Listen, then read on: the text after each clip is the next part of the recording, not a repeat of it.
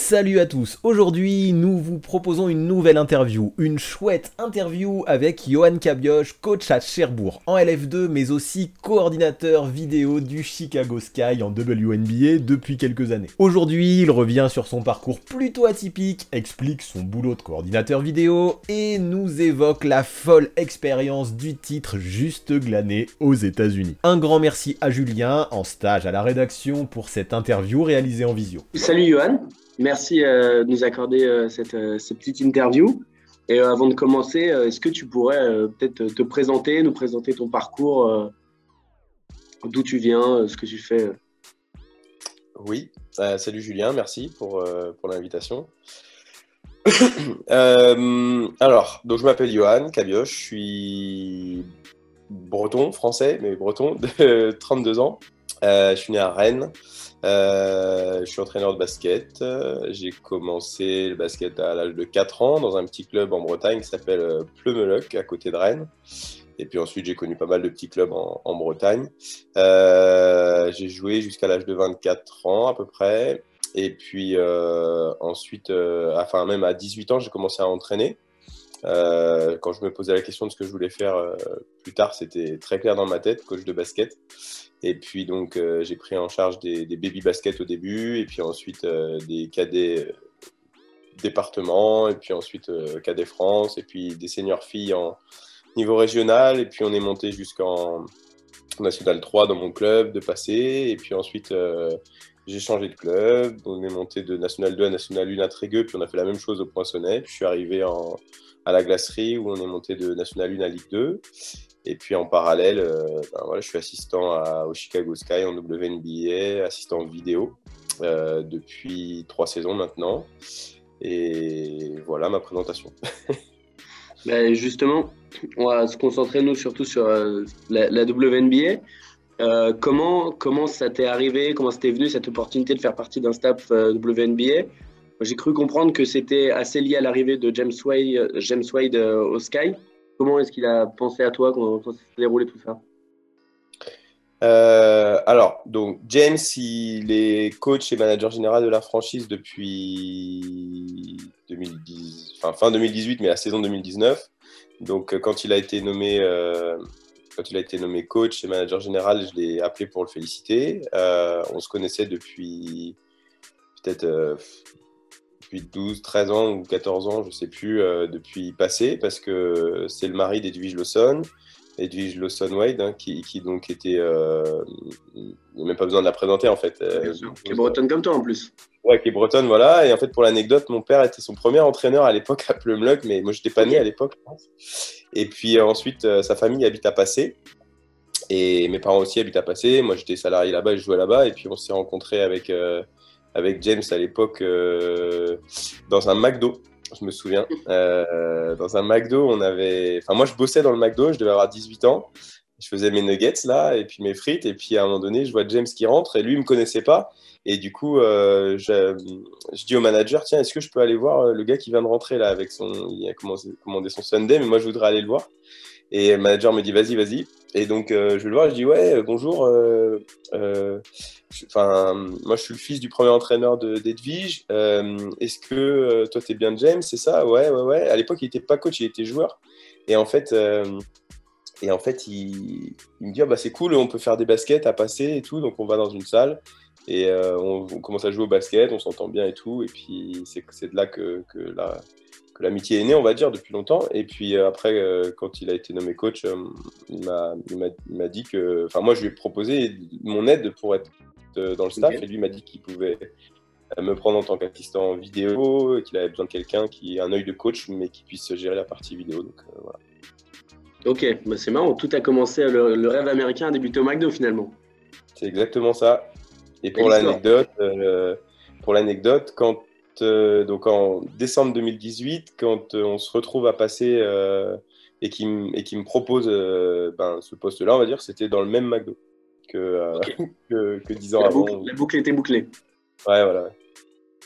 Et du coup, avec le Sky, comment ça se passe pour toi? Quelle est ta présence? J'ai vu que pour le match décisif, pendant les finales, tu es arrivé juste avant le match, tu es reparti pas longtemps après, mais tu es allé un peu pendant l'été. Comment ça se passe? Comment tu gères ta présence auprès de l'équipe?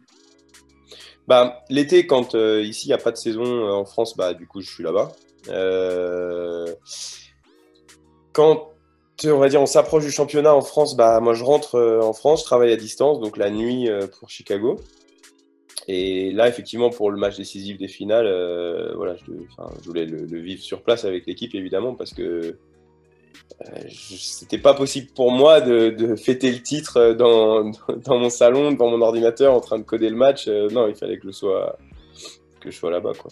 Donc voilà, on s'arrange un peu comme ça, quoi. Mais l'été, essentiellement, quand il n'y a pas de boulot en France, je suis là-bas. Ok. Mais tu peux nous parler un peu là, du coup, comment ça s'est passé là, ces dernières heures, les heures du titre, entre le moment où tu y vas, le match, même le sentiment d'être champion WNBA, je sais pas, c'est 24-36 heures qui ont été incroyables. C'était les 4 jours les plus dingues de ma vie, ouais, je pense, ouais. Bah, donc, je coach en France contre Strasbourg le samedi soir. À 2 heures du matin, à peu près, je prends la voiture, je vais à Paris. Donc, je roule jusqu'à 7 heures du mat, à peu près. Je fais quelques pauses, j'étais un peu fatigué quand même. Et à 10 heures, il y a mon avion qui décolle pour Chicago. J'arrive là-bas, heure locale, vers les 13 heures, un truc comme ça. Et le match est à 14 heures. Donc, le temps d'aller de l'aéroport jusqu'à la salle, j'arrive 10 minutes avant le match. Et puis, du coup, juste le temps d'installer l'ordinateur dans le bureau, dans le vestiaire et tout. Les joueuses étaient déjà sur le terrain pour s'échauffer. Donc, moi, j'ai juste vu le staff, quoi. Et qui était au courant, bien sûr, que je venais. Et puis, à la mi-temps, en fait, je vais dans le vestiaire avec l'ordinateur. On montre des images aux filles. Et là, les filles ne s'attendaient pas du tout à me voir, quoi. Elles ne savaient pas que je revenais, en fait. Et donc, c'était un peu marrant. Mais bon, comme on était à -9, c'était marrant, mais pas longtemps. Pas trop longtemps, ouais. Et ensuite, la deuxième mi-temps, donc, je l'ai vécu sur le banc, ou derrière le banc, mais en deuxième ligne du banc, parce que je peux. En fait, il faut les infos à la mi-temps pour pouvoir montrer aux joueuses et tout ça, les vidéos. Mais la deuxième mi-temps, je peux la coder après le match. Ah ouais. Il y a un petit délai d'1 heure, c'est pas dramatique. Surtout que là, elle n'a jamais été codée, la deuxième mi-temps. C'est la seule mi-temps qui n'a jamais été codée de toute l'histoire des matchs des Sky depuis qu'on y est. Mais je n'ai toujours pas codé la deuxième mi-temps. Il faudrait que je le fasse un jour.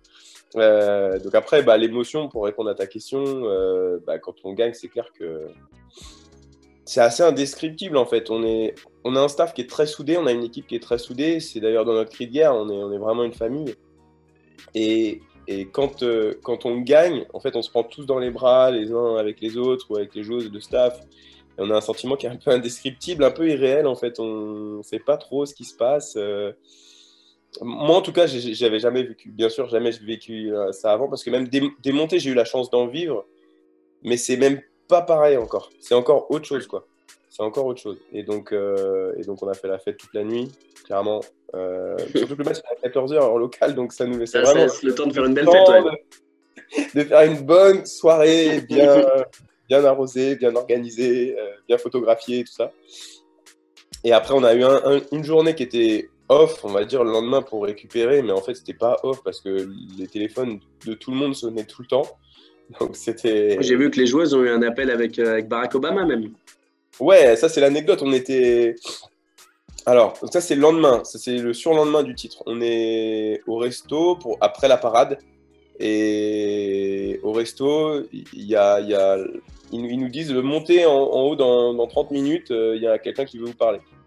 Donc nous, on monte dessous avec le staff et les joueuses, et puis on attend, et puis en fait, ils ont branché à la télé, c'était Barack Obama qui nous félicitait, en fait, voilà, qui a fait 2-3 blagues avec Candace, avec le propriétaire. Et comme il est de Chicago, pour lui, c'était aussi important. Ça représente pas mal, ouais. Non, ouais, très, très, très, très cool. Mais comment tu as vécu, toi, les autres matchs de play-off, même le premier des finales, où du coup, tu étais en France, tu regardais ça avec des gens, seul, trop stressé pour être justement avec des gens? Tu étais en contact permanent avec le reste du staff, même pendant les matchs? Ça se passait comment pour toi? Ben, en fait, moi, je bosse pendant les matchs. Donc, je peux pas dire à mes potes, allez, venez, on regarde le. C'est pas comme ça que ça fonctionne, tu vois. Moi, je suis focus devant mes ordinateurs en France parce qu'il y a un ordinateur qui capte le match, Ouais, un boîtier entre les deux ordis et mon ordinateur, je code le match en fait. Donc, en fait, ouais. il faut qu'à la mi-temps, toutes les infos soient codées pour que je puisse envoyer à James. Donc en fait, je regardais juste avec ma compagne Alice, voilà, qui regardait même pas sur le même écran que moi en fait, sur un Ouais. autre écran. Et voilà, et je lui parlais même pas en fait. Moi, je suis vraiment concentré sur ce que je fais. Donc voilà, donc c'est très particulier comme feeling parce que c'est vrai qu'on voit qu'on avance, on bat Dallas, ça on s'y attendait, on bat Minnesota à Minnesota, ce qui n'était pas simple sur un match simple. Donc voilà, c'est cool. Et puis après, on arrive. Connecticut qui avait pas perdu depuis début juillet, je crois. Et on se dit, waouh, c'est chaud, quoi, et tout. Et en fait, on prend le match 1 et on se dit, ah, c'est possible. Et puis on s'ajuste bien dans la série. En fait, on voit que notre niveau à nous, il est supérieur à la saison régulière. Et en fait, on commence à se dire, waouh, mais c'est possible, en fait. Et après, on est déjà qualifié, mais il y a un match 5 entre Vegas et Phoenix qui est à Vegas. Et le premier match des finales est juste 2 jours après, sachant que si c'est Phoenix qui gagne, Phoenix doit repartir de Vegas et ne peut même pas s'entraîner. Donc, et en fait, il y avait des blessures du côté de Phoenix et nous on se dit, bon, enfin, moi je pensais vraiment que ça allait être Vegas et en fait quand je vois que c'est Phoenix, je me dis putain, c'est l'aubaine, il faut prendre le match 1 tout de suite. Et les filles arrivent à prendre le match 1, on arrive à prendre le match 1 et derrière, bah ouais, on se dit qu'on peut être champion. Donc voilà. On a tous Moi, goupillé. j'attendais qu'un truc, c'était le match, qu'on gagne le match 3, en fait, pour pouvoir prendre le billet d'avion et puis pouvoir partir, quoi. Ok. Et tu sais quoi, je voulais t'en parler après, mais tu parles de codage, tout ça. Tout le monde ne sait pas forcément comment ça se passe. Même moi, par exemple, je ne sais pas trop comment ça se déroule, le codage pour toi, en tant qu'assistant vidéo. Comment c'est le codage des matchs, comment tu fais, comment ça t'agit. Tu dis que tu as plusieurs ordi. Tu as montré, il y a une petite vidéo sur ton Twitter où tu montres un peu la salle où vous êtes, l'université de Paul avec qui vous partagez la salle. Où est-ce que tu es? En fait, on voit vraiment que tu es t'es pas à l'opposé du terrain, mais tu es dans ta petite pièce, un peu loin du terrain, tout seul. Ouais, bah, je suis dans le vestiaire, en fait. Je suis dans le vestiaire et après, souvent dans la saison, le dernier quart-temps, je viens derrière le banc parce que c'est plus sympa de vivre le truc. Puis je finis le codage du dernier quart après avec voilà. Mais leur codage, c'est quoi? Donc, en gros, c'est relier des éléments statistiques, par exemple l'efficacité de nos systèmes de jeu, l'efficacité de nos situations, l'efficacité de nos joueuses dans telle zone du terrain, voilà, tout un tas de choses, avec la vidéo. Et que les deux soient liés, et que quand tu as une statistique ou un système de jeu où tu veux voir la rentabilité de certaines choses, tu cliques sur la case et que tu vas avoir la vidéo qui va apparaître en correspondance. En gros, c'est ça. Et donc après, nous, on a personnalisé nos fenêtres d'analyse avec le staff pour pouvoir faire quelque chose qui soit le plus efficace possible et puis à l'image de ce que James veut aussi pour l'équipe. Donc voilà. Et donc c'est pour ça qu'on s'en sert pas mal pour analyser nos matchs. Voilà ce que c'est. Et après, en gros, c'est un logiciel où le match il rentre au fur et à mesure en direct. Et moi, avec mes touches de mon clavier, j'ai des touches qui correspondent à des raccourcis clavier pour dire bah voilà, ça c'est tel système, ça c'est telle joueuse, ça c'est tel résultat d'action. Et en fait, après, je scripte avec du langage un peu en mode Excel dans le logiciel pour que le logiciel aille chercher ce que j'ai codé et le transforme en statistique et en vidéo et mettre le lien de la vidéo. Voilà, en gros. Ok. Un énorme fichier avec un peu tout ce que vous faites sur un terrain. Ouais, voilà, c'est ça. Et justement, ça quand tu es avec Cherbourg, tu n'as pas forcément tout ce matériel vidéo, tous ces supports. Comment tu le gères? Est-ce que tu aurais envie d'avoir plus avec Cherbourg? Alors ça va t'étonner, mais on fait exactement la même chose avec Cherbourg. C'est vrai? Ok. Oui, exactement. Et vous avez... La seule différence, c'est que le codage se fait pas en direct parce que je coach, donc je vais pas coacher avec mon ordinateur si tu veux pendant le match et tout. Mais donc non, moi je coach, mais par contre, j'ai un de mes assistants ici qui code les matchs en direct, mais avec moins d'infos, Ok. chose un peu plus basique, essentielle. Mais par contre, après, en fait, on code enfin, je recode moi le match de Cherbourg de la même manière, et puis on a les mêmes types d'infos en fait qu'en WNBA, la même chose. Ok. Et est-ce que tu as l'impression que ça te sert autant en France qu'aux États-Unis? Ouais. Alors là, pour l'instant, ça se matérialise pas forcément dans les résultats ici, mais parce que pour plein d'autres raisons, on a des problèmes d'effectifs, on a été repêché, enfin tout un tas de choses. Mais malgré tout, je vois quand même qu'on est en vraie évolution. Là, ça fait 3 matchs en Ligue 2 où on est à ça de prendre la victoire à chaque fois. Et alors qu'au début, c'était plutôt des moins 25 et tout, parce que j'ai que des joueuses qui débarquent en fait dans la division, qui étaient en N1 Ouais. avant et qui n'avaient même pas joué à cause du Covid l'an dernier en fait. Et donc là, en fait, on voit qu'on se met au niveau. Et moi, ça m'aide beaucoup à analyser d'un match à l'autre ou des tendances en fait de ce qu'il faut garder, ce qu'il faut enlever, sur quoi il faut progresser, de pouvoir montrer aux joueuses aussi certaines choses bien spécifiques. Par exemple, si je veux montrer à une joueuse à chaque fois qu'elle loupe un box-out pour un rebond off, j'ai qu'une case à cliquer et tout apparaît. J'ai pas de travail de recherche à faire en fait. Et ça, c'est un exemple parmi des milliers. Et voilà, ça m'aide tout autant. Ouais. Ok. Et même toi, personnellement, est-ce que tu considères que chacune de tes deux expériences te permet d'être meilleur dans l'autre, du coup? Ouais, bah c'est sûr. Forcément, ce que je peux voir et faire à Chicago, c'est très inspirant pour mes expériences, on va dire, en France, parce que déjà, James est très inspirant en tant que coach. C'est quelqu'un qui a une façon de voir les choses et d'agir qui est très spécifique et très inspirante. Donc ça, c'est bien. Et de l'autre côté aussi, parce que moi, ça fait bientôt 15 ans que je suis coach en France, et du coup, je peux aussi avoir un ressenti sur ce qui se passe à Chicago à travers mes expériences, et on en parle avec James, et voilà, parce que ça reste des humains, en fait, à gérer. Après, le niveau basket n'est pas le même, mais ça reste des humains à gérer, et voilà. Donc, ouais, Et, et, l'un et l'autre. et justement, par rapport à ça, tu as une relation, du coup, qui va au-delà du basket avec James. Enfin, tu le connais depuis très longtemps. Donc, quand tu es à Chicago, toi, t'es coach, t'es head coach quand tu es en France. Quand tu es à Chicago, tu es assistant vidéo. Mais est-ce qu'il y a des fois où tu as envie, ou alors est-ce que tu le fais carrément de prendre le devant et de voir les joueuses et tu as de pas passer coach numéro un du tout, mais tu sais, de step un peu de ce truc d'assistant vidéo et de participer sur certains points avec James, je sais pas, d'un petit dépassement de fonction, quoi. Ouais, mais en fait, James instaure un climat dans notre staff technique où on est 5. En fait, hein, il y a James évidemment qui est coach et manager général, et puis après il y a Olaf Lange, Emre Vatansever, Tonya Edwards qui sont les 3 assistants collectifs qui sont sur le banc, et puis il y a moi. Donc en fait, dans ce staff-là de basket, la parole est complètement libre, chacun peut donner son avis sur ce qu'il a envie. Puis après, James est suffisamment grand et doué pour choisir ce qu'il a envie, mais tout le monde peut s'exprimer. Donc c'est même pas du dépassement de fonction ou quoi, c'est juste que bah, si on pense un truc, on le dit et Que ça on vient lance son naturellement, quoi. ça vient naturellement en fait. Voilà. Et après, par rapport aux joueuses, ben ouais, maintenant ça fait 3 ans que je suis dans la franchise, que je travaille avec James, je commence à voir ce qu'il veut, etc.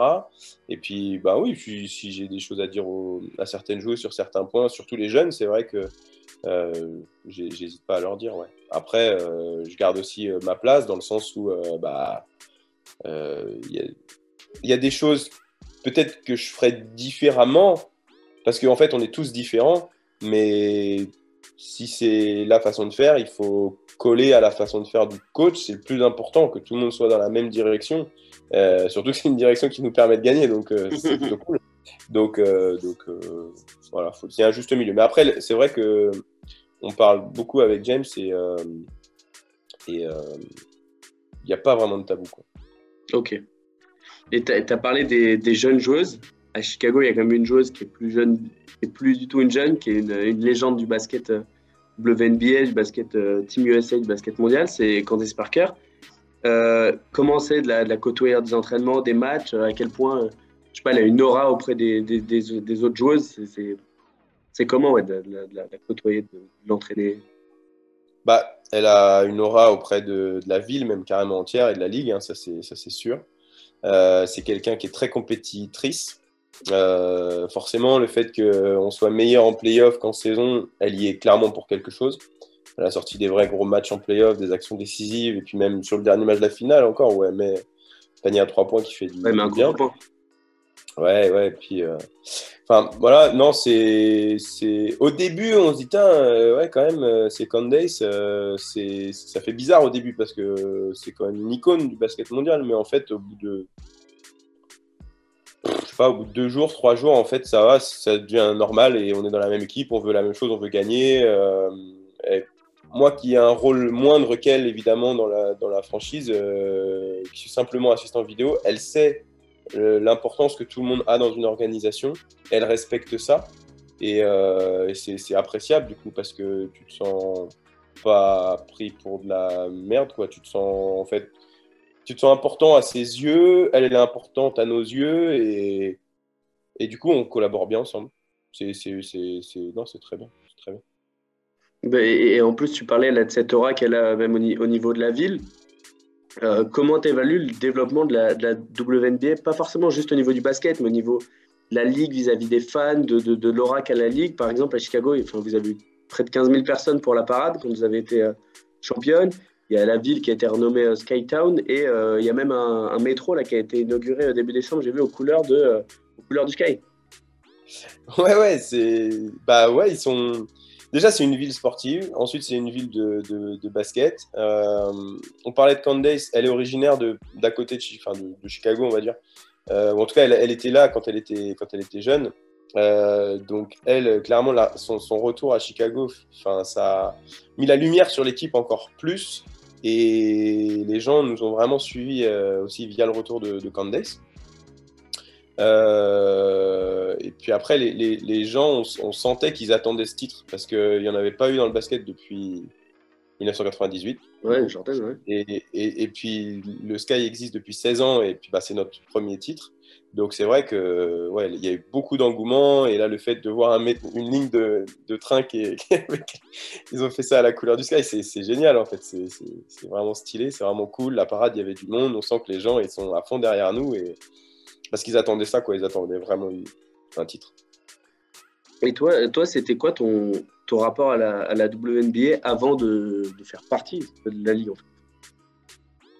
Bah, j'avais eu l'occasion d'y aller sur 3 semaines différentes.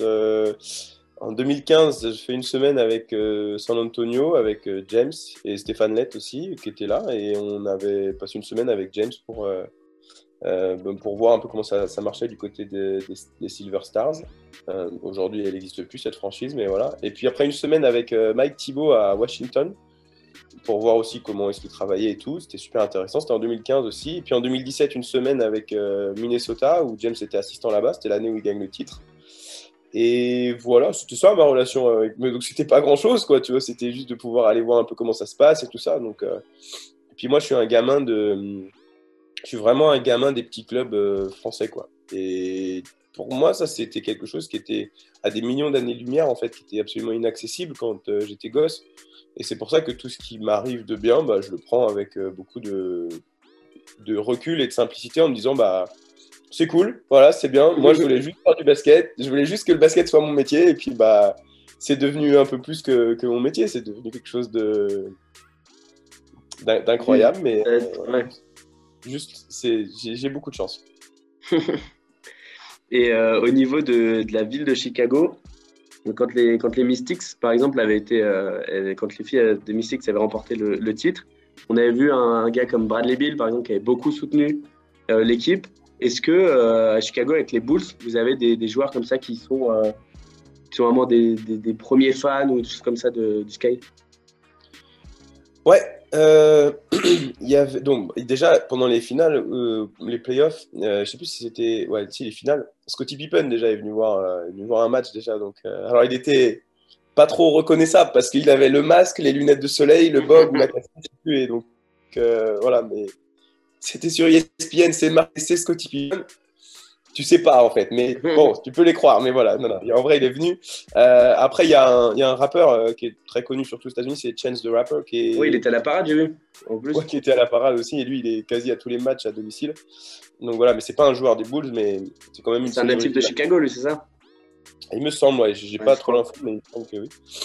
Et après, il y a Kobe White, qui, si je ne dis pas de bêtises, joueur des Bulls, drafté par les Bulls, et donc qui vient régulièrement au match, quasi à chaque fois.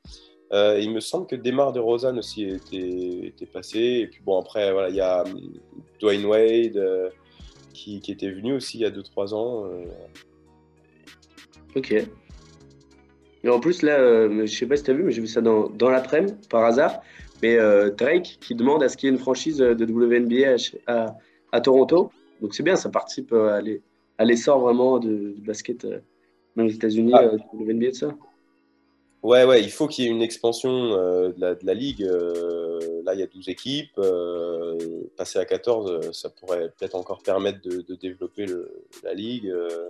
Puis plus tard à 16. Et puis voilà, ce serait bien. Mais effectivement, si Drake il veut acheter créer une franchise, il peut. Hein, il a l'argent pour peut-être à Toronto. Ouais, après, le pouvoir. ça parle pas mal de Auckland aussi.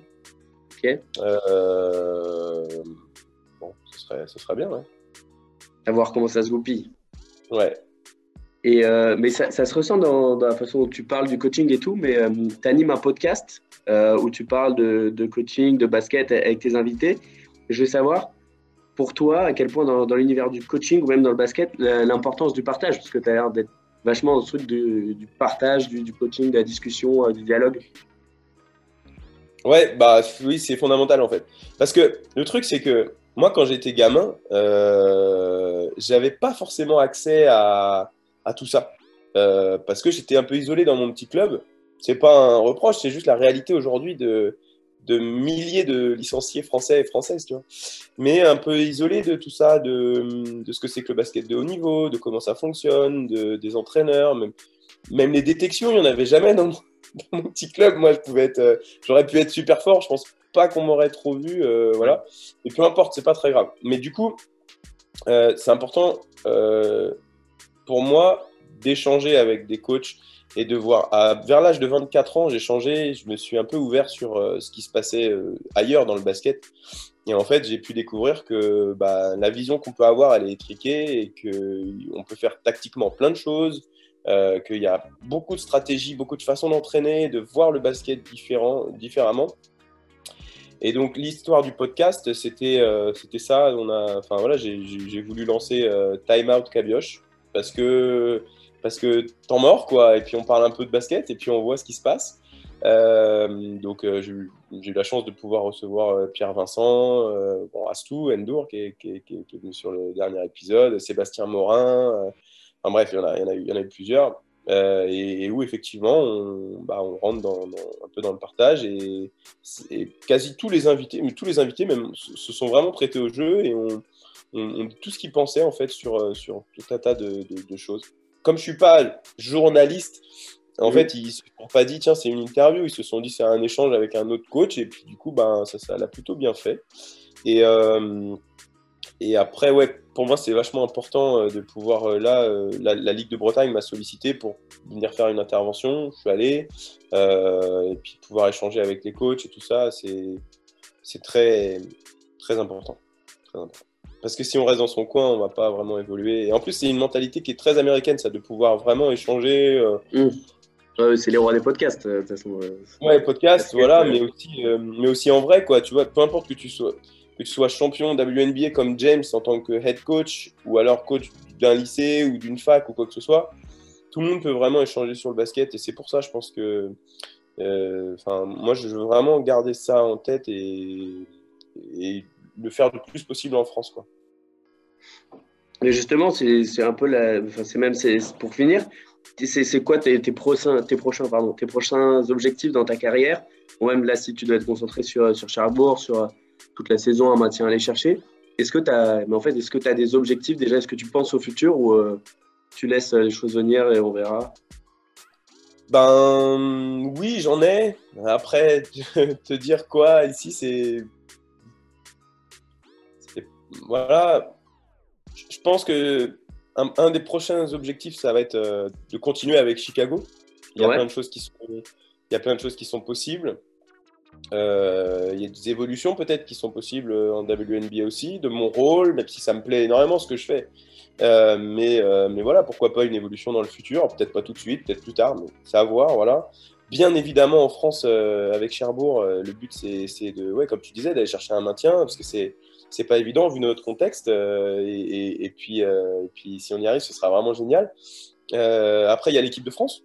Moi, clairement, voilà, l'équipe de France, c'est quelque chose qui me tient à cœur, parce que je pense pouvoir apporter à l'équipe de France sur un domaine un peu précis, voilà, de cette analyse vidéo, voire d'autres choses, basket, parce que je suis quand même coach aussi de basket, je suis pas qu'analyse vidéo.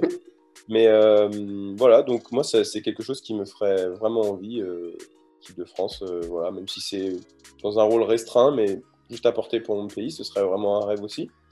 Et puis après, par la suite, on verra, hein, je suis fermé à rien. Hein. Peut-être basculer sur les garçons un jour aussi, c'est possible. Ouais, ok. Voilà.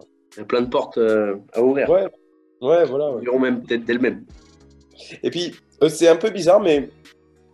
Enfin, non, c'est pas bizarre, mais le fait de gagner ce titre avec le Sky, ça nous donne une confiance à la fois collective à tout le staff. On s'est dit que, bah, putain, on travaille bien ensemble, on a envie de continuer et tout. Et ça renforce nos liens. Et puis moi, ça me donne une confiance personnelle. Je me dis, bah, enfin voilà, à la reprise de la saison prochaine, je vais avoir une bague au doigt de champion. Ça va être super, quoi. Ça va être vraiment un rêve, quoi. Donc, ça me donne de la confiance dans ma façon de voir le basket. Et puis dans tout ce que je peux faire. Je me dis que si jamais le basket devait s'arrêter demain, ouais. Bon, bah, au pire, j'ai quand même gagné ça. Donc, c'est plutôt cool. Donc voilà. Tu sais comment ça va se passer d'ailleurs pour récupérer cette bague? Moi, tant que je l'ai au doigt à un moment donné, le reste, ça va.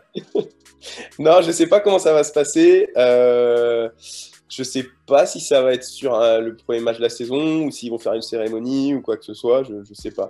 C'est entre ça et la réception à la Maison Blanche, je t'avoue que ça peut être très sympa. Ouais, je sais pas comment ça va se passer.